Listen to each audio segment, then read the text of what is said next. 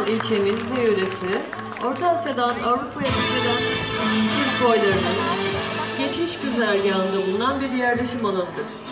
Buranın en önemli özelliklerinden biri, yörede yaşayan kadınların Orta Asya Oğuz Türklerinin kıyafetlerini kullanmalarıdır.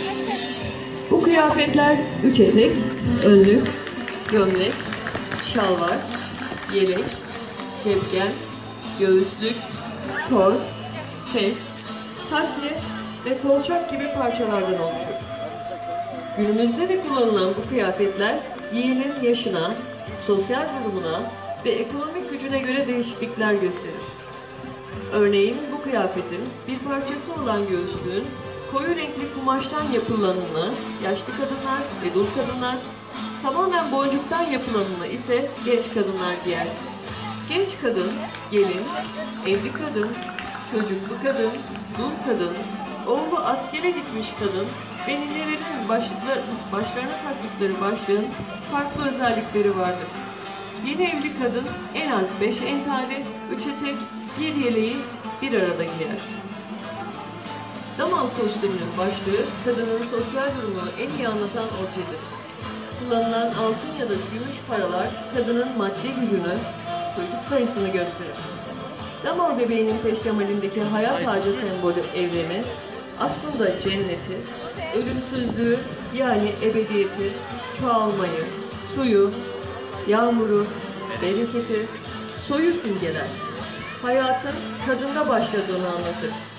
Damal kadınının göğsünde kullandığı boncuktan yapılmış kor denen aksesuarda kullanılan nazarlık deseni, kem bakışların etkisini azaltır. Muska ise sahibini kötü olaylardan korur. Birlikte kullanılan eli belinde ve koç boynuzu kadın ve erkeği temsil eder. Ortadaki göz de aileyi kötülüklerden korur. Eli belinde anneliğin, dişiliğin ve verimliliğin sembolüdür. Koç boynuzu üretkenlik, güç ve erkekliği temsil eder. Dokuyan kişinin çok mutlu olduğunu ifade eder.